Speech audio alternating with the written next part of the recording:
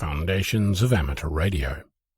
The world is filled with antennas. You'll find them on towers, buildings, cars, and on your next-door neighbour's roof. They come in an astonishing variety, to the point where you might start thinking that antennas are a fashion accessory that vary with the season, and if you start digging through the history books, you'll come across designs that dial that variety up to 11. Possibly the most visible antenna today is the television antenna, and when you start noticing them, the more variation you'll discover. Their basic shape consists of a vertical pole, the mast, with a horizontal pole, the boom. Attached to the boom are various different shapes or elements that often vary in length according to some pattern. The shape is designed to collect as much electromagnetic radiation from a particular direction, or in the case of a transmitter, focus as much energy as possible into one direction. This focus is called gain. The more focus, the more gain. One of the oldest designs for this kind of antenna still in use today is the Yagi-Uda or Yagi antenna. It was invented in 1923 by Shintaro Uda at the Tohoku Imperial University in Japan, and popularized to the English-speaking world by his boss, Hidetsugu Yagi, who claimed to be the sole inventor in his Japanese patent application. He went on to file similar patents in Germany and the United States. Gain for a Yagi varies depending on design. Generally, more elements means more gain. Sometimes you'll see a Yagi with weird, shorter elements along the boom. This is a design to make the antenna work across multiple frequencies. Another way that this can be achieved is by adding traps along an element. They look like a thick, stubby tube at some distance along an element. You can have more than one of these to allow for more frequencies. These improvements allow for several Yagi antennas to share elements and boom space, essentially combining several independent antennas into one.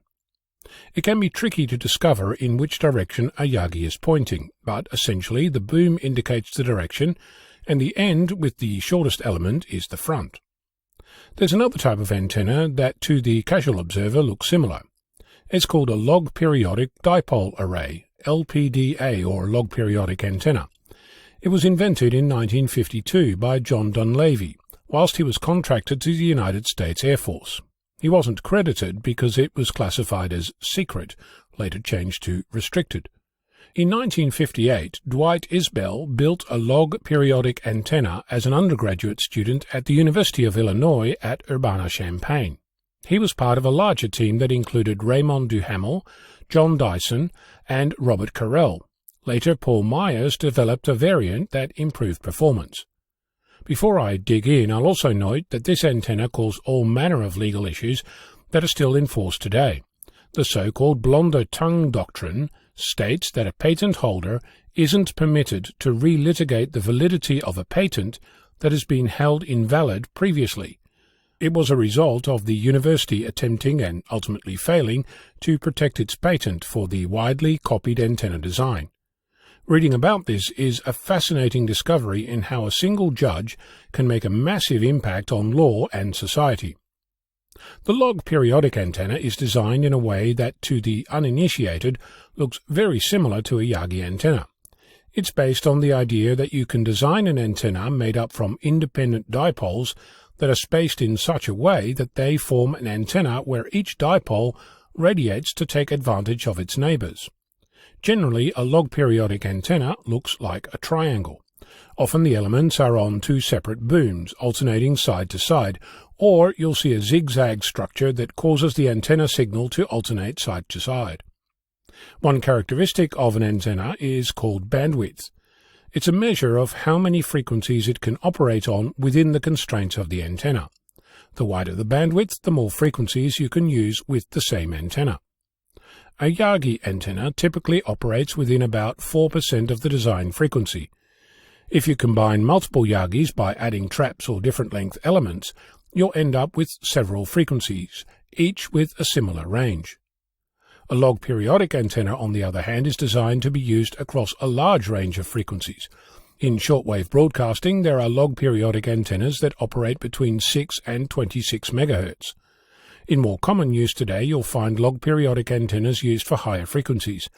It's not unusual to find log periodic antennas that operate between 400 and 4000 MHz.